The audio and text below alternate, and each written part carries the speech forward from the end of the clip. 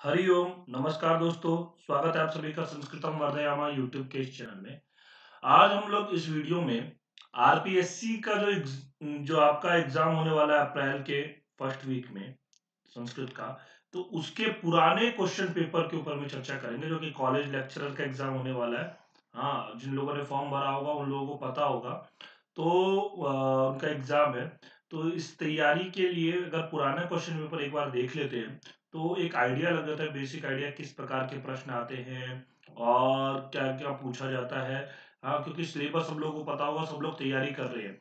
तो पुराने question paper का मैं ये वीडियो बना रहा हूँ ताकि उन लोगों को लाभ मिल सके। ठीक है, और इससे आपको हर एक एग्जाम के, चाहे वो ये आपका यूजीसी एनटीए नेट हो, क्योंकि सिलेबस लगभग सेम है। हाँ, 25 कोड और 73 कोड का यूपीएचईएससी एग्जाम हो, जो कि आपका ये आपका यूपीएससी के अंदर में असिस्टेंट प्रोफेसर की भी वैकेंसी निकली हुई है, तो उसका एग्जाम हो, या डीएसएसबी टीजीटी पीजीटी का एग्जाम हो, जितने भी कॉम्पिटेटिव एग्जाम है सभी एग्जाम के लिए ये वीडियो इंपॉर्टेंट रहेगा। ठीक है, ये पेपर वन संस्कृत है। और आपका ये क्या है, आपका इसका एग्जाम डेट क्या है, जो 28/6/2016, यानी कि 2016 में ये एग्जाम कंडक्ट कराया गया था। और 2016 के बाद में अभी 2021 में एग्जाम होने वाला है कॉलेज लेक्चरर का। तो ये बहुत बढ़िया मतलब वैकेंसीज आई हुई है। और जिन लोगों ने फॉर्म भरा हुआ है उन लोगों का एग्जाम है अप्रैल में, तो उन लोगों के लिए ये वीडियो बहुत लाभदायी होगा। तो वो लोग जरूर इस वीडियो को देखिए। ठीक है, बाकी ये हमारा संस्कृतम वार्यामा यूट्यूब चैनल है। आप लोग इस प्रकार की और भी वीडियोस पाने के लिए, जैसे अभी मैं क्वेश्चन पेपर जैसे बताया है, इसमें फर्स्ट पेपर में 150 क्वेश्चन आए हुए हैं, मतलब जो संस्कृत का फर्स्ट पेपर है। हाँ, इसमें संस्कृत के अंदर में दो पेपर होंगे, फर्स्ट पेपर और सेकेंड पेपर। ठीक है, तो 150 क्वेश्चन आया हुआ है फर्स्ट पेपर के अंदर में। तो अब एक वीडियो के अंदर में 150 क्वेश्चन पूरा बता पाना संभव नहीं है, असंभव तो है, परंतु उतनी बड़ी वीडियो हो जाएगी कि आप लोग देखने में थोड़ा सा ये हो जाता है। बड़ी वीडियोस जब हम देखते हैं तो मन नहीं लगता है। हाँ, और टाइम ज्यादा जाता है, तो इसलिए इसको तीन पार्टों में 50-50 क्वेश्चंस का मैं भाग में डिस्कशन करूंगा। तो आपका ये है कि अगर आप लोग इस चैनल को अगर सब्सक्राइब कर लेते हो तो आपको अगली वीडियो जब आएगी तो उसमें आपको ये पता रहेगा कि ये मतलब आपको नोटिफिकेशन मिल जाएगा। वहां पे बेल आइकन होता है, उसको आप क्लिक कर दोगे तो अगली वीडियो का आपको नोटिफिकेशन मिल जाएगा। तो इससे आप तीनों वीडियोस को देख सकते हो। अब मान लो अगर आपने ये देख लिया और आपने अगर सब्सक्राइब नहीं किया है इस चैनल को, तो आप आगे के वीडियोस को आपको नोटिफिकेशन नहीं मिलेगा। फिर आगे की वीडियोस आप ढूंढते रह जाओगे, बहुत मुश्किल से मिलता है। तो इसीलिए सब्सक्राइब कर लीजिए। और अगर वीडियो आपको अच्छा लगेगा तो उसको लाइक करिएगा और अपने दोस्तों को भी शेयर कीजिए ताकि वो लोग भी इस वीडियो का लाभ उठा सके। ठीक है, बाकी ये हमारा टेलीग्राम चैनल है। हम्म, टेलीग्राम चैनल नहीं, टेलीग्राम ग्रुप है। उस ग्रुप का लिंक यहाँ पे मैं डिस्क्रिप्शन बॉक्स में भी प्रोवाइड करा दूंगा। उसके अंदर में आपको अगर मान लीजिए किसी बुक की पीडीएफ चाहिए, या आपको ये किसी चीज का नोट्स चाहिए, या आपको कोई भी क्वेरी हो एग्जाम से रिलेटेड, संस्कृत से रिलेटेड, तो आप इस ग्रुप में पूछ सकते हो। ठीक है, और आपका ये है कि इसके अंदर में आपको ये पीडीएफ वगैरह प्रोवाइड कराई जाती है। ठीक है, तो आप लोग इस टेलीग्राम चैनल में, टेलीग्राम ग्रुप के अंदर में पूछ सकते हो। और इसमें क्विज भी कराया जाता है, डेली क्विज एक टेस्ट के रूप में, जो कि अभी मेरी ऑनलाइन क्लास चल रही है जूम पर, नेट की कोचिंग चल रही है। तो उसमें जो टेस्ट होता है जिस प्रकार का, हाँ, और एक नेट के लेवल का क्वेश्चन बना करके उसके अंदर में पूछा जाता है। तो इससे आपकी तैयारी भी, एक आपको पता लगेगा कि हमारी तैयारी कितनी हो रखी है, और कितनी तैयारी करनी है। तो उन क्वेश्चंस के हिसाब से आपको तैयारी का एक अपना पता लगेगा। तो इसलिए आप लोग इस ग्रुप में जरूर ज्वाइन हो जाइए। मैं डिस्क्रिप्शन बॉक्स में वीडियो के नीचे जो होता है उसमें आपको इसका लिंक प्रोवाइड करा दूंगा। ठीक है, चलिए अब हम लोग शुरू करते हैं। देखिए, ये आपको दिख रहा होगा स्क्रीन के ऊपर में, एक मिनट।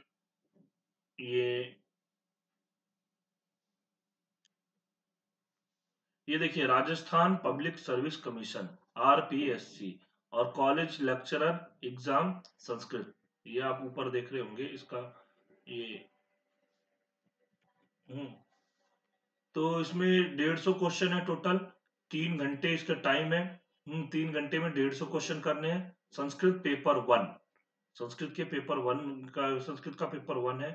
अब देखिए क्वेश्चन नंबर 1, सबसे पहले एक बात मैं बता दूं कि वीडियो शुरू करने से पहले कि ये देखिए इसमें 29/6/2016 कोई एग्जाम हुआ, और आपका कॉलेज लेक्चरर एग्जाम आपका, ये संस्कृत, ठीक। अब इसमें एक चीज है कि क्वेश्चंस दो दो बार आए हुए हैं। ये मैंने डायरेक्ट आरपीएससी की वेबसाइट से ये क्वेश्चन पेपर लिया है, तो वहां पर आप लोगों को भी उपलब्ध हो जाएगा। और अगर आप लोग वहां से नहीं मिल पा रहा है तो ये मैं ग्रुप में डाल दूंगा, टेलीग्राम ग्रुप में, जिस ग्रुप के बारे में अभी मैंने बताया है।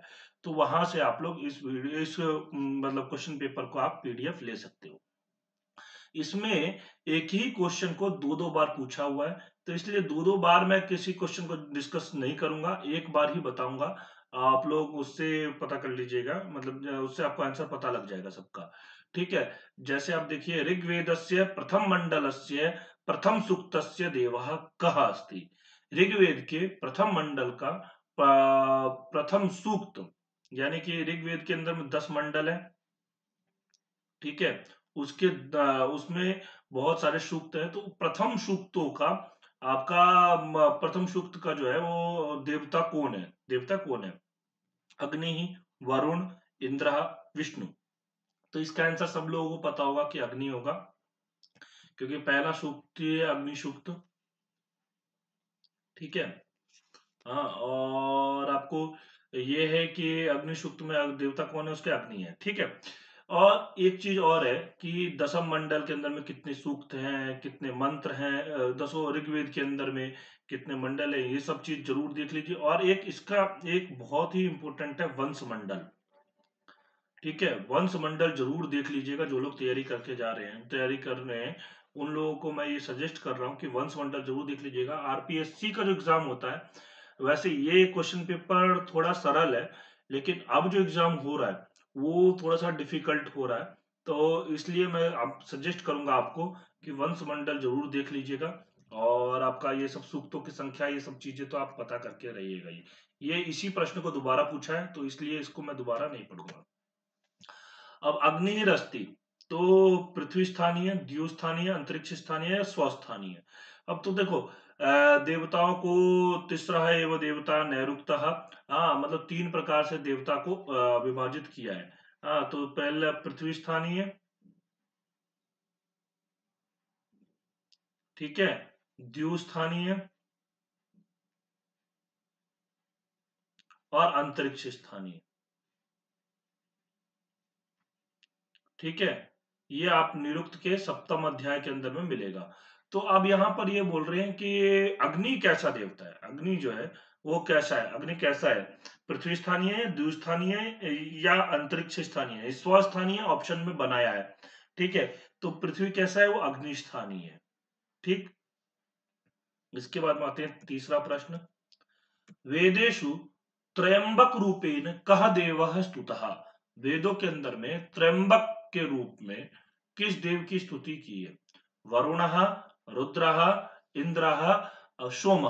तो देखो वेदों के अंदर में त्रयंबक जो है, आपको पता होगा रुद्र के लिए इसको प्रयोग किया गया है, रुद्र, ठीक है। इसकी स्तुति की गई है रुद्र के लिए, ठीक। फिर आते हैं चौथे नंबर प्रश्न पे।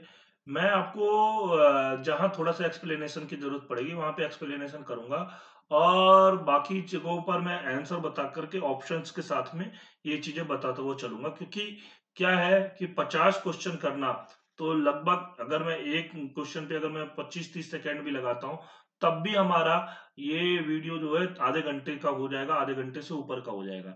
तो इसलिए आप लोग ये है कि वीडियो ज्यादा लंबा ना हो, 30 मिनट से 40 मिनट के बीच का अगर वीडियो होगा तो सब लोगों को देखने में सुविधा होती है। तो इसलिए ये उद्देश्य से 50 क्वेश्चन करना है, तो आराम से आप लोगों को जो लोग तैयारी कर रहे हैं उन लोगों को तो पता ही है। फिर भी एक बार आपको एक आइडिया हो जाएगा, जनरल आइडिया। और आपको ये है कि और भी जो लोग एग्जाम दे रहे हैं जिस भी चीज का, चाहे वो नेट का हो चाहे किसी भी एग्जाम का हो, हाँ उसके एग्जाम में किस प्रकार के क्वेश्चन आते हैं, तो ये आपका उसको लाभ मिलेगा। ठीक है। जविष्ठः कस्य विशेषणम, जविष्ठः किसका विशेषण है? तो इंद्रस्य, रुद्रस्य, अग्नेः या सूर्यस्य। तो देखो जविष्ठा जो विशेषण है वो किसका है? आपका अग्नि का विशेषण है। ठीक है, इसका आंसर होगा अग्नि। फिर इसके बाद आते हैं, अश्विनौ वृद्धावस्थाता कम मुक्तम कृतवंतो, भुज्युम, पेटुम, पेदुम, अत्रिम या च्यवनम।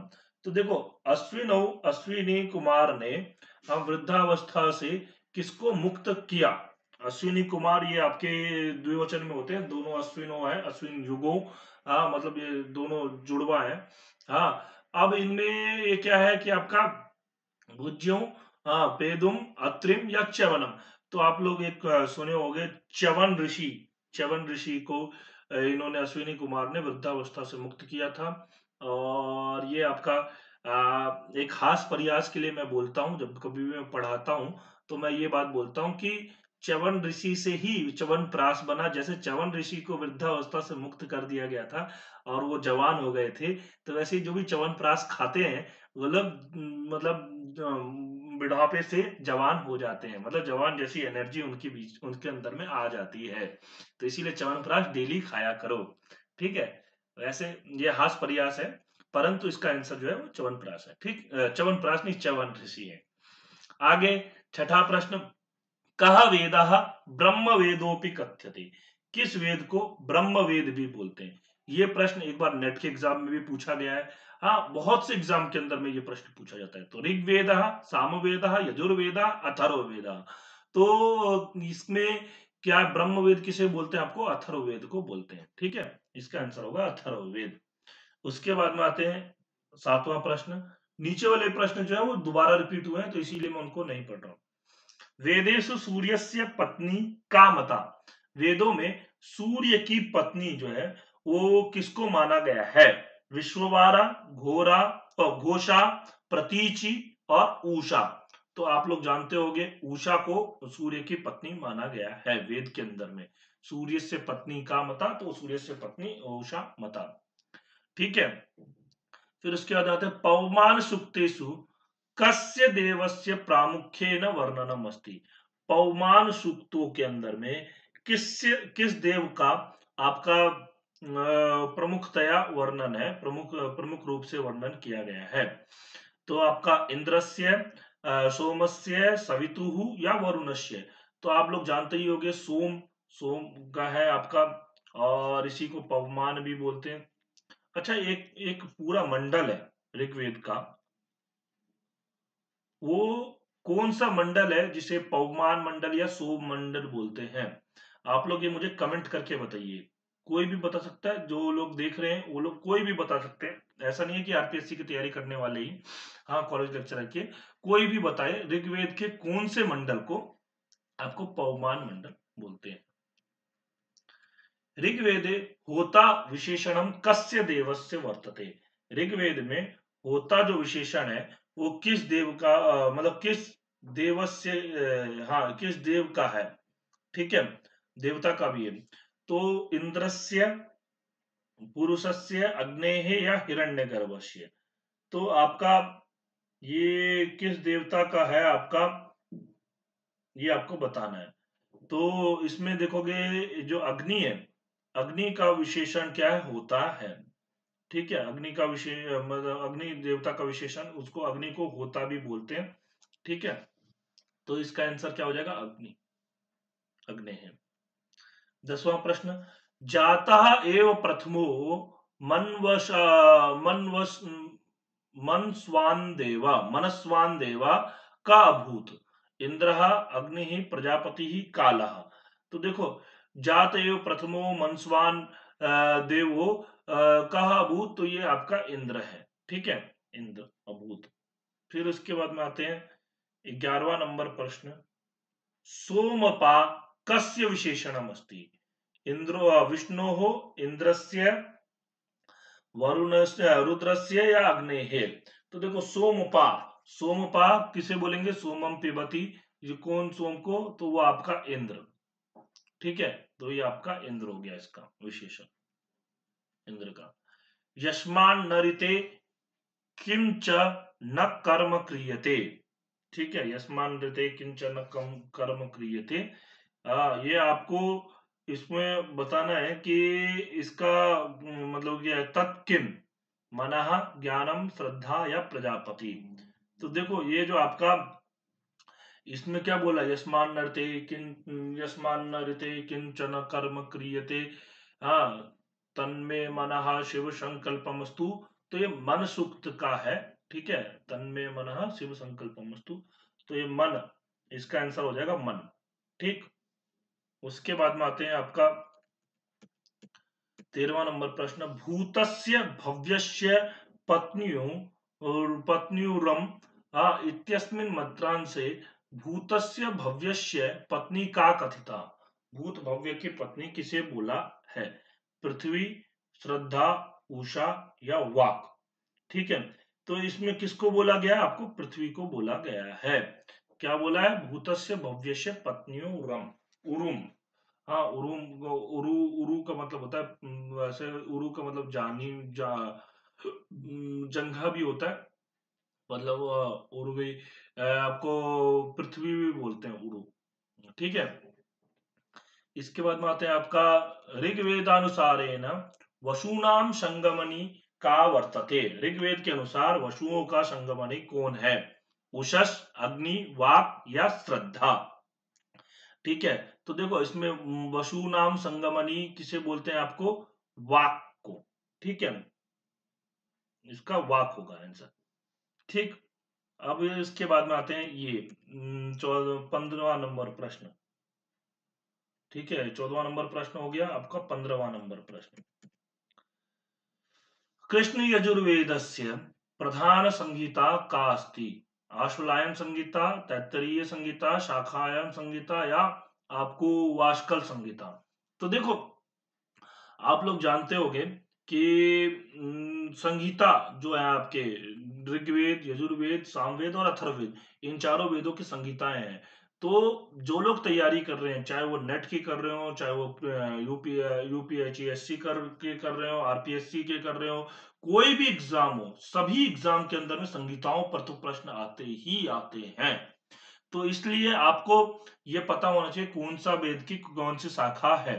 आश्वलायन, सांखायन, मंडूकायन, ये सारी की सारी शाखाएं किसकी है? वाष्कल, वाष्कल, वाष्कल हो गया, सांखायन हो गया, आश्वलायन हो गया, मंडूकायन हो गया, ये सारे के सारे आपके ये आपके ऋग्वेद के हैं। और आपका तैत्तरीय संहिता जो है वो आपका किसका है? आपका कृष्ण यजुर्वेद का है। ठीक है, फिर इसके बाद आते हैं सुनः शेप आख्यायन आख्यानम कस्मिन् ब्राह्मणे अस्ति? ऐत्रेये, आर्षेये, षड्विंशे या सांख्यायने। तो अब देखो सुनः शेप आख्यान आपको पता होगा, ब्राह्मण, हाँ, आपको दो तीन ब्राह्मणों का तो पता होना चाहिए, जैसे ऐत्रेय ब्राह्मण, आपका सतपथ ब्राह्मण। ठीक है, इन दो तीन ब्राह्मणों के बारे में, ये दो ब्राह्मण भी अगर आप लोग कर लेते हो तो बहुत अच्छा हो जाएगा। ठीक, तो इसमें इसका आंसर क्या हो जाएगा आपका? ऐत्रेय ब्राह्मण।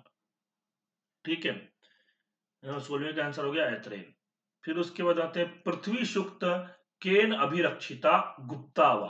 हाँ, गुप्ता बोलते हैं, गुपु रक्षणे धातु है, उससे गुप्त बना है, मतलब रक्षण के अर्थ में होता है। ठीक है, तो आपका अश्विभ्याम विष्णुना इंद्रेण और आपका ये देवे ही। तो इसमें ये आपका किससे पूछा गया है कि पृथ्वी सूक्त में पृथ्वी किसके द्वारा रक्षित है? तो पृथ्वी किसके द्वारा रक्षित है? आपका इंद्र के द्वारा रक्षित है। ठीक है, फिर उसके बाद आता है 18वां नंबर प्रश्न, अथर्वेदियम ब्राह्मणम अस्ति। देखो सभी वेदों के ब्राह्मण, देखो सामान्य जानकारी तो वेद के ऊपर में होना चाहिए, जैसे संहिता, किस वेद की कौन कौन सी संहिता है, और इन संहिताओं के अंदर में आपको ये आपका शुक्ल यजुर्वेद की संहिता जो है उसके बारे में जानना जरूरी है कि शुक्ल यजुर्वेद की कौन कौन सी संहिताएं हैं, और उन संहिताओं के अंदर में किस किस अध्याय में किस किस चीज का वर्णन किया गया है। और आपका इसमें आपका शाकल शाखा जो हो गई, शाकल, सकल संहिता, ये आपका इसके बारे में जानना जरूरी है। फिर उसके बाद ब्राह्मण, ब्राह्मण के अंदर में सभी सभी वेदों के अपने ब्राह्मण ग्रंथ है, तो उन ब्राह्मण ग्रंथों के बारे में, हाँ एक गोपथ ब्राह्मण भी बहुत इंपॉर्टेंट गोपथ ब्राह्मण है। चलो कमेंट करके बताओ गोपथ ब्राह्मण किस वेद का है। हाँ मतलब आपका यजुर्वेद, सामवेद, अथर्ववेद और ऋग्वेद, तो इसको आपको बताना है, ठीक है। अब 18वें का देखो। अ- अरे ये तो प्रश्न ही पूछा हुआ है। अथर्ववेदियम ब्राह्मणम अस्ति, ये तो प्रश्न ही पूछा हुआ है। सतपथम, तांडम, गोपथम, जैमिनियम। हाँ तो आपको आंसर मिल गया, कमेंट करने की जरूरत नहीं पड़ेगी, क्योंकि इसका आंसर है अथर्ववेद का ब्राह्मण गोपथ ब्राह्मण। ठीक है, चलो बढ़िया है। 18वां प्रश्न का आंसर है गोपथ ब्राह्मण। किसका है? अथर्ववेद का। याद रखना, बहुत बार एग्जाम में पूछा जाता है। छांदोग्योपनिषद केन वेदेन संबद्ध अस्ति, छांदोग्योपनिषद जो है वो किस वेद से संबंधित है? आपका ऋग्वेदेन, यजुर्वेदेन, सामवेदेन, अथर्ववेदेन। तो छांदोग्योपनिषद आप देखोगे वो सामवेद से संबंधित है, ठीक है, सामवेद। फिर इसके बाद आता है आपका सत्यम वदा। एक चीज और है कि आप चार चीजें तो याद ही रखो, देखो संहिता, ब्राह्मण, आरण्यक और उपनिषद। किस वेद का कौन सा ब्राह्मण है, किस वेद का कौन सा आरण्यक है, किस वेद का कौन सा उपनिषद है, हाँ संगीता कौन सी है, ये तो जरूर याद रखो। और इसमें भी कुछ कुछ जैसे संगीताएं इंपोर्टेंट है, कुछ कुछ उपनिषद इंपोर्टेंट है, कुछ कुछ ब्राह्मण उपनिषद है, तो उनके बारे में विशेषतः अध्ययन कर लो। ज्यादा फिर क्या, आपका इनसे ही प्रश्न पूछे जाते हैं हर एग्जाम में। तो इसका आंसर हो गया सामवेदेन। उसके बाद आते हैं सत्यम वदा, धर्मम चर, स्वाध्यायान मा प्रमद, कस्याः उपनिषद कथनम अस्ति, ये किस उपनिषद का कथन है? ईशस्य, छांदोग्यस्य, प्रश्नस्य या तैत्तरीयोपनिषद, तैत्तरीयस्य। तो अब ये किसका है? ये आपका तैत्तरीय उपनिषद का है, ठीक है। सत्यम वदा, धर्मम चर, स्वाध्यायान मा प्रमद, मातृदेवो भव, पितृदेवो भव, आचार्य देवो भव, ऐसे करके हाँ हुआ है। सोऽयम् आत्मा चतुष्पाद, हाँ इति कस्याः उपनिषदो वाक्यम अस्ति, ये किस उपनिषद का वाक्य है? सोऽयम् आत्मा चतुष्पाद। तो अब ये देखो, मांडुक्योपनिषद, कठोपनिषद, केनोपनिषद या प्रश्नोपनिषद। तो इसका आंसर क्या होगा? मांडुक्योपनिषद का ये वाक्य है, ठीक है। इसके बाद में आते हैं 22वां नंबर प्रश्न। ब्राह्मणेन षडंगो वेदाध्ययो वेदोध्ययो ज्ञेयश्च, हाँ कस्य कथनम अस्ति, ये किसका कथन है? पाणिने है, पतंजलि है, वेदव्यासस्य या वाल्मीकि है?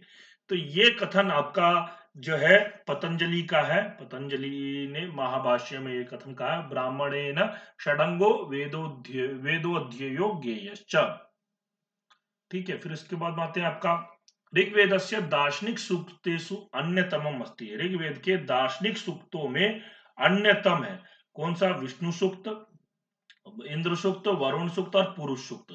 तो इसमें से देखो पुरुष सूक्त जो है वो दार्शनिक सूक्तों के अंदर में बहुत मतलब बताया गया है।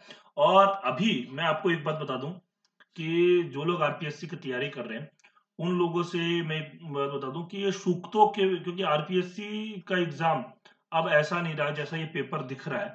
हाँ मैं तो केवल ये आपके हेल्प के लिए ये है कि आपको एक पुराना क्वेश्चन पेपर मिल जाए तो उससे एक हेल्प मिल जाता है। परंतु अब जो आरपीएससी एग्जाम कंडक्ट करती है उसमें बीच से पंक्तियां दे दे करके वो पूछती है।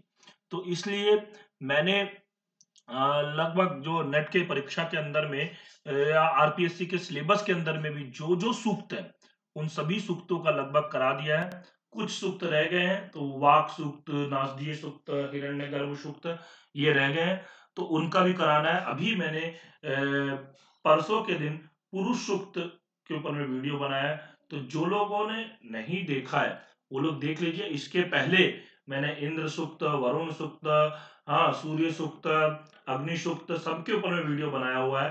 हाँ तो जो लोग नहीं देखे वो पुरुष सूक्त वीडियो देख लें, और उसके नीचे डिस्क्रिप्शन में मैंने सभी वीडियोस की लिंक प्रोवाइड करा दी है, तो आप लोग वहां से देख सकते हो। क्योंकि वो जो वीडियोस हैं वो मैंने लगभग 5-6 महीने पहले बनाए थे, तो उस समय में अभी आपको मिलना मुश्किल है, क्योंकि फिर ढूंढोगे आप लोग, तो इसलिए मैंने इसके नीचे लिंक प्रोवाइड करा दिया है। ठीक है, आप लोग देख सकते हो, बहुत लाभ होगा। और जो लोग नेट की तैयारी कर रहे हैं तो उन लोगों के लिए तो लाभदायी है ही, और भी जो चाहे यूपीएससी एससी का एग्जाम दे रहे हैं, हाँ, उनके लिए भी बहुत ज्यादा लाभदायी है। ठीक है, सभी एग्जाम के लिए।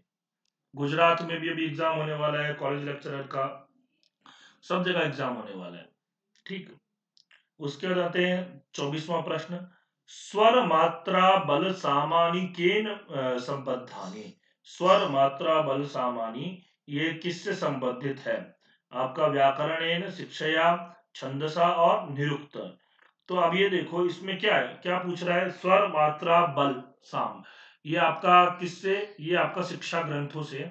शिक्षा ग्रंथ के अंदर में उच्चारण का जो यहाँ पे बताया जाता है, उच्चारण का ज्ञान कराया जाता है, तो ये आपका शिक्षा ग्रंथ से ये आपका संबंधित है। ठीक, 24वें का आंसर हो गया शिक्षा। 25वां, छंदसाम विवेचनम कृतवान। छंदों का विवेचन किसने किया? तो देखो आपका कात्यायन, पिंगलः, सायनः, दुर्गाचार्य। तो आपको इसका आंसर सब लोगों को पता होगा, पिंगलाचार्य का जो है पिंगलाचार्य है, उन्होंने छंदों का विवेचन किया है, और इनके ग्रंथ का नाम है छंदस सूत्रम। ठीक है, फिर इसके बाद में आते हैं आपका 26वां प्रश्न। ब्राह्मण ग्रंथा नाम प्रामुख्येन प्रतिपाद्य विषय अस्ति। ब्राह्मण ग्रंथों का प्रमुखतया प्रतिपाद्य विषय क्या है? हाँ, आपका ब्रह्म विवेचनम, विधि विनियोगश्च, निषेध, प्रक्रिया, पुराकल्पश्च। तो देखो ब्राह्मण ग्रंथों का जो प्रतिपाद्य विषय क्या है, सबसे मुख्य विषय क्या है आपका, विधि और विनियोग। ठीक है, ये ब्राह्मण ग्रंथों का प्रमुख विषय है। ठीक, 27वां नंबर प्रश्न। परमेष्ठी नाम प्रजापति कस्य सूक्तस्य ऋषि। परमेष्ठी प्रजापति किस सूक्त के ऋषि हैं? ठीक, हाँ, हिरण्यगर्भस्य, नासदीयस्य वाचः या उषसः। तो देखो ये परमेष्ठी प्रजापति ये किसके हैं आपके, ये आपके नासदीय सूक्त के, ये आपके वो है ऋषि है। ठीक है, नासदीय सूक्त के ऋषि हो गए ये आपके परमेष्ठी प्रजापति। अभी नासदीय सूक्त भी मैं अब अगला, आज के दिन नहीं तो कल के दिन नासदीय सूक्त के ऊपर मैं वीडियो बना दूंगा, आप लोग वो भी जरूर देख लीजिए। ठीक है, ब्राह्मण ग्रंथा नाम, ब्राह्मण इति नामकरणस्य कारणम अस्ति। हाँ, ब्राह्मण ग्रंथों का ब्राह्मण जो है नामकरण करने का इसका कारण क्या है? इतिहास विवेचकत्वात्, इतिहास विवेचक होने के कारण, वेद मंत्रा नाम व्याख्या परकत्वात्, वेद मंत्रों की व्याख्या परक होने के कारण, ब्राह्मण जातीया नाम प्रामुख्यात, ब्राह्मण जातियों के प्रामुख्य होने के कारण, ब्रह्म ज्ञान दर्शनार्थ, ब्रह्म ज्ञान के दर्शन के कारण। तो देखो ब्राह्मण के अंदर में प्रमुखतया किस चीज का प्रतिपादन किया गया? वेद मंत्रों की व्याख्या की गई। तो इसलिए इसका आंसर होगा वेद मंत्राणाम व्याख्या परकत्वात्, वेद मंत्रों के व्याख्या परक होने के कारण। ठीक है, फिर इसके बाद आते हैं प्रश्न संख्या 29। सामवेदस्य पूर्वार्चिकस्य प्रथम कांडस्य नाम किम। अब देखो सामवेद जो है पूर्वार्चिक और उत्तरार्चिक, ये दो अर्चिकों में विभक्त है। तो आपको ये पूछ रहे हैं कि प्रथम कांड का नाम क्या है? पौमान कांडम, आग्नेय कांडम, ऐन्द्र कांडम और आपका आरण्य कांडम। तो देखो इसके अंदर में आप लोगों ने पढ़ा होगा, तो इसका आंसर जो है वो आग्नेय कांड है। आग्नेय कांड को जो है सबसे पहले जो है प्रथम कांड का नाम है। हाँ, सबसे पहले उन्होंने आग्नेय का वर्णन किया है, तो इसीलिए आग्नेय कांड है। ठीक है, फिर उसके बाद में आते हैं 30वां नंबर प्रश्न। आरण्य ग्रंथा नाम एकम विशिष्टम प्रतिपाद्य विषय अस्ति। आरण्य ग्रंथों का एक विशिष्ट प्रतिपाद्य विषय क्या है? शरीर विद्यायाः महत्वम, प्राण विद्यायाः महत्वम, वनस्पति विद्यायाः महत्वम, वन्य जीव शास्त्रस्य प्रतिपादनम। तो देखो आरण्य ग्रंथों का जो आपका सबसे मुख्य प्रतिपाद्य विषय क्या है आपका? शरीर विद्या का महत्व नहीं, इसका प्रतिपाद्य विषय क्या है? प्राण विद्यायाः महत्वम, प्राण विद्या का महत्व। ठीक है, बाकी वनस्पति विद्यायाः महत्वम, वन्य जीव शास्त्र से प्रतिपादनम ये नहीं। कस्य कस्य स्तुति स्त्री रूपे लभ्यते। किसकी स्तुति जो है स्त्री के रूप में प्राप्त होती है? अग्नेः सवितुः इंद्रस्य उषसः। तो अब इसका आंसर तो सामान्य लोग भी लगा सकते हैं, उषसः मतलब उषसः यानी कि उषा। ठीक है, अब इसके बाद आते हैं निम्नेषु कस्मिन् सूक्ते दार्शनिक विवेचनम अस्ति। निम्न में से किस सूक्त में दार्शनिक विवेचन किया गया है? अग्नि सूक्ते, इंद्र सूक्ते, उषा सूक्ते या नासदीय सूक्ते? तो अब इसका आंसर देखो, आपका नासदीय सूक्त के अंदर में किया गया दार्शनिक विवेचन। ठीक है, मैंने जैसे कि अभी बताया भी है कि मैं कल के दिन नासदीय सूक्त के ऊपर वीडियो बना रहा हूँ। देख लो, 2 प्रश्न आए हुए हैं, और भी प्रश्न ऐसे आते रहते हैं नेट के एग्जाम में, हर एग्जाम में पूछते हैं। हाँ, 33 नंबर प्रश्न, कह वेदम प्राचीनतम मनुते। किस को जो है वो वेद को प्राचीनतम मानता है? नक्समूलर, वेबरा, हाँ, विद्यानंद सरस्वती, विंटरनेट।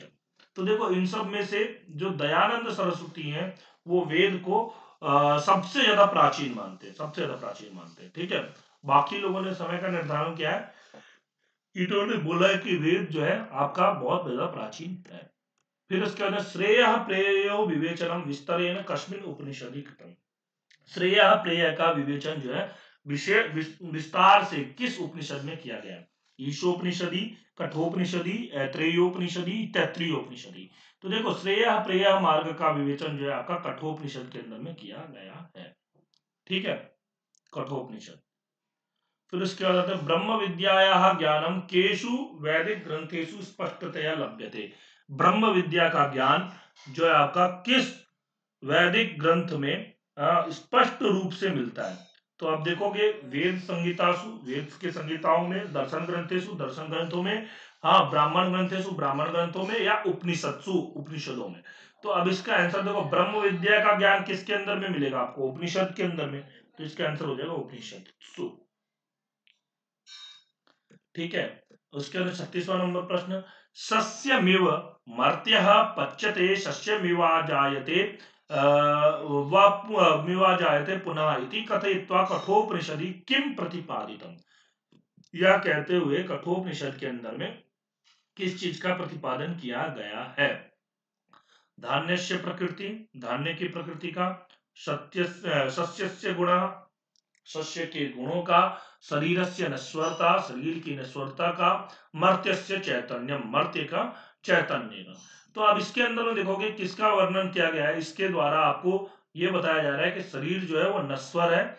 ठीक है, हाँ, और वो क्या है आपका कि मतलब पच्यते, फिर जाकर के मतलब जल, जब शरीर को जला देते हैं हमारी यहाँ की परंपरा में, तो फिर दोबारा से, हाँ, शस्य जो है उत्पन्न हो जाता है। ठीक है, या ऐसे वैसे शरीर जो है वो नश्वर होता है। आगे, पाश्चात्यानां मते ऋग्वेदस्य कतमो मंडलः परवर्ती अस्ति। पाश्चात्यों के मत में ऋग्वेद का कौन सा मंडल जो है परवर्ती है? परवर्ती मतलब बाद का, बाद में लिखा गया, ऐसा। तो अब ये देखो, प्रथमः, तृतीयः, चतुर्थः या अष्टमः। तो इसमें आंसर इसका क्या होगा? प्रथमः मंडलः। हाँ, प्रथम मंडल और दसम मंडल, ये दोनों जो है बाद में लिखे गए हैं, बाद में जोड़े गए हैं। इसीलिए देखोगे जितने भी आपके नेट के पाठ्यक्रम में लगते हैं, हाँ, तो वो आपके प्रथम मंडल से या दसम मंडल से सूक्त ज्यादातर लगते हैं। क्यों? क्योंकि ये सारे सूक्त जो है, सारे सूक्त नहीं मतलब ये सब बाद में जोड़े गए हैं। उसके बाद आते उपनिषदि कस्य दर्शनस्य प्रमुखा अस्ति। उपनिषद में किस दर्शन की प्रमुखता है? ठीक है, प्रमुखता अस्ति वेदांतस्य, न्यायस्य, वैशेषिकस्य, या आपका चार्वाकस्य। तो देखो, वेदांत दर्शन, वेदांतो नाम उपनिषद प्रमाणम, ये आपको मिल जाएगा, आपको किसके अंदर में? वेदांत सूत्र, वेदांत सार के अंदर में मिलता है। ठीक है, फिर उसके बाद में आते हैं 39वां नंबर प्रश्न, व्याकरणस्य परिपूरकः अस्ति। व्याकरण का परिपूरक कौन सा है? कल्पः, निरुक्तम, छंदः, ज्योतिषम। तो देखो, जो आपका जो वेदांत का मतलब व्याकरण का परिपूरक ग्रंथ कौन सा माना जाता है? निरुक्त माना जाता है। क्योंकि निरुक्त के अंदर में क्या होता है? शब्दों का निर्वचन, निघंटु के जो आपके शब्दों का समाहृत्य, संग्रहित किया गया है, उन संग्रहित शब्दों का निर्वचन किया गया है किसमें, निरुक्त के अंदर में। तो इसीलिए व्याकरण का परिपूरक ग्रंथ इसको मानते हैं। कर्म मार्गस्य महत्वम कस्याम उपनिषदि विवेचितम। कर्म मार्ग का महत्व जो है किस उपनिषद में बताया गया है? तैत्तरीयोपनिषदि, हाँ, कठोपनिषदि, मुंडकोपनिषदि या ईशोपनिषदि। तो देखो इसका कर्म मार्ग का जो विवेचन किया गया है ये आपका ईशोपनिषदि में किया गया है। नहीं, मंत्र है कुर्वन्नेवे हे कर्माणि जिजीविषेच्छतम समा। तो इसमें के अंदर में इसका वर्णन किया गया है, ठीक है, ईशोपनिषदि। फिर उसके बाद में ये आता है अहम राष्ट्री संगमणि वसुनाम चिकितुषी प्रथमा यज्ञानाम अहम सुवेद तन्मस्य मूर्धन्मम योनिरप स्वंता समुद्रे शैव, ऐसे करके जो मंत्र है, इस इति पंक्ति कस्मिन सूक्त है, यह पंक्ति जो है किस सूक्त के अंदर में बताया गया है? हिरण्यगर्भे, नासदीये, वाची या आपका पुरुषे। तो ये वाक सूक्त के अंदर में जो है वाक सूक्त यानी कि वाक का वाची बनेगा। वाची कौन सी विभक्ति में बनता है ये मुझे कमेंट करके बताओ। चलो, हाँ, ये तो बता सकते हो, कमेंट करो कि वाची, वाची आपके किस विभक्ति का कौन सा वचन में बनता है। हाँ, इसके बाद आते हैं 42वां नंबर प्रश्न, शिक्षा वेद पुरुषस्य किमुच्यते। तो मुखम, चक्षु, घ्राणम और श्रोत्रम। तो अब ये तो प्रश्न बहुत ज्यादा इजी हो जाता है। तो ये आपको पता ही होगा, शिक्षा घ्राणम तो वेदस्य, हाँ, हस्तो कल्पोत पठ्यते, ऐसा। मुखम व्याकरणम स्मृतम, चक्षु ज्योतिषम, हाँ, श्रोत्रम आपका ये हो जाएगा निरुक्त श्रोत्रम, ऐसे करके आपका बताया हुआ है। फिर उसके बाद स्वाध्याय वर्तते, स्वाध्याय वर्तते ब्रह्मयज्ञ, देवयज्ञ, पितृयज्ञ और भूतयज्ञ। तो ये आपके यज्ञ बताए हुए हैं, उनमें से ये जो है स्वाध्याय किस यज्ञ को मतलब किस यज्ञ में कौन सा है? तो आपका ब्रह्म यज्ञ में स्वाध्याय आता है, स्वाध्याय ब्रह्म यज्ञ, ठीक है। वर्ण चतुष्टयम कुत्र वर्णितम, वर्ण चतुष्टय का वर्णन कहां पर है? आपको देखो अभी जस्ट मैंने एक दिन पहले ही पुरुष सूक्त के ऊपर वीडियो बनाया और उसी में इसे प्रश्न देख लो, 2-3 प्रश्न पूछा हुआ है। तो इसलिए जिन लोगों ने नहीं देखा है वो सूक्तों की तो वो सारी वीडियोस जरूर देख लीजिए। मैं सच बोल रहा हूँ कि बहुत लाभदायी होगा आप लोगों के लिए। इतना लाभदायी क्योंकि क्या है, मैंने खुद देखा है कि आपका जो इंटरनेट पे या कहीं पे भी सूक्तों की जो व्याख्या है, सूक्तों के मंत्रों की व्याख्या सूक्तों के बारे में मिल जाएंगे, गाइड वगैरह में सब जगह पर मिल जाएगा, परंतु मंत्रों की जो व्याख्या है वो बहुत कम जगहों पर मिलता है। तो इसलिए आपका मंत्रों की व्याख्या और बहुत अच्छे से विस्तार से मैंने एक एक मंत्र के बारे में समझाया है और उसके अंदर में मैंने सातवां लेकर भाष्य के द्वारा पढ़ा है, ठीक है। तो भाष्य का नाम भी मैंने लिख दिया है। आपका वर्ण चतुष्टय का वर्णन कहाँ मिलता है? तो अग्नि सूक्त, इंद्र सूक्त, शिव संकल्प सूक्त या पुरुष सूक्त। तो इसमें पुरुष सूक्त होगा, पुरुष सूक्त के अंदर में आपका वर्ण चतुष्टय का वर्णन मिलता है। जात वेदस पदस्य को अर्थो अस्ति, जात वेदस पद का कौन सा अर्थ है? अग्नि ही, मेघा, जलम या नदी। तो जात वेद शब्द का अर्थ ये आपको पता ही होगा, ये आपका अग्नि है। और जैसे कि मैंने भी कहा सूक्त, अग्नि सूक्त का भी सबसे पहले अग्नि सूक्त का वर्ण बनाया हुआ है। तो इसमें जो लोग नहीं देखे हो वो लोग जरूर इसको देखिए। इससे आपके, मैं तो कहूंगा अगर मान लो वेद से आते हैं तो 10 प्रश्न इससे पूछे जाएंगे, क्योंकि ये जो आपका पेपर जो है इसमें 150 क्वेश्चन है।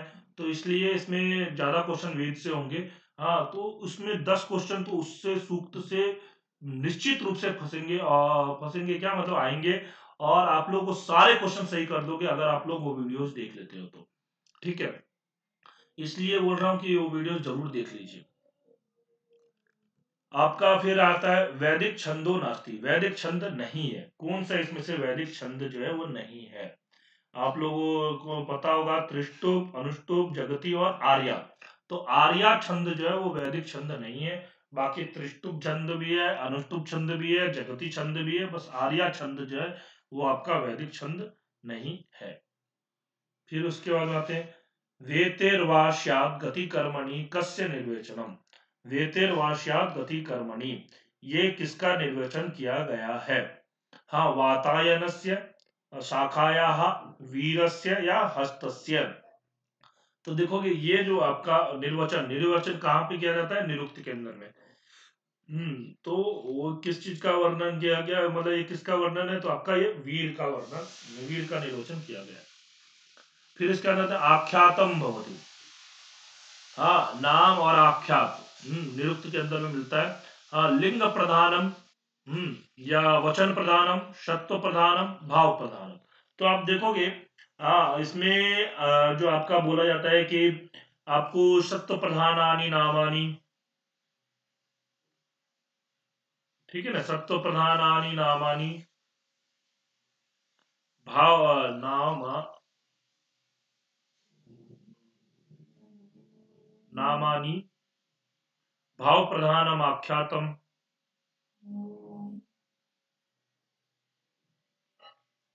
ये आपका इन दोनों का लक्षण मिलता है। तो लिंग प्रधानम, ये वचन प्रधानम तो नहीं है, ये हो गया नाम का लक्षण और ये हो गया भाव का। तो इसका आंसर क्या हो जाएगा? आख्यात का क्या होता है? भाव प्रधानम। ठीक है। उसके बाद आते हैं 49 नंबर प्रश्न। पृथ्वी सुक्तस्य दृष्टा ऋषि अस्ति। पृथ्वी सुक्त का दृष्टा ऋषि कौन है? तो आप देखोगे याज्ञवल्क्य स्मृति, याज्ञवल्क्य स्मृति, अभी मेरे मुख से याज्ञवल्क्य स्मृति ही आ रहा है क्योंकि अभी मैं याज्ञवल्क्य स्मृति पढ़ा रहा हूँ, तो इसलिए याज्ञवल्क्य आ गया।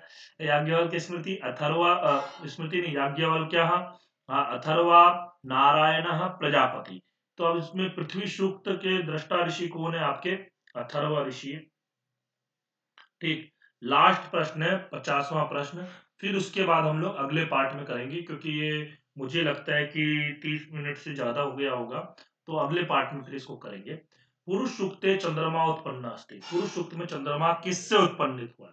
नेत्राभ्याम, प्राणेभ्याम, मनसहा या मुखात। देखो, अभी भी मैंने कहा कि पुरुष सूक्त के ऊपर मैंने वीडियो बनाया तो उससे ये प्रश्न भी आता है। तो इसलिए आप लोग उस वीडियो को जरूर देखिए, और भी जितने वीडियोज हैं सूक्तों के ऊपर में उनको जरूर देखिए। आपको उससे निश्चित रूप से लाभ होगा। इसका आंसर हो जाएगा मनसहा। ठीक है। अभी हम लोग इतना ही रखते हैं। हाँ, ये 50 क्वेश्चन हो गए और फिर 50 क्वेश्चन अगले वाले वीडियो में, फिर 50 क्वेश्चन, ऐसे 3 पार्ट के अंदर में ये वीडियो हमारा, ये जो होगा आपका पूरा पेपर हो जाएगा। ठीक है। चलिए, हम लोग मिलेंगे अगले वीडियो में। धन्यवाद। आप लोगों को वीडियो कैसा लगा कमेंट करके जरूर बताइएगा। ठीक है। और भी कुछ अगर इसमें बदलाव या कुछ चाहते हैं तो आप लोग बताइएगा। ठीक है। धन्यवाद।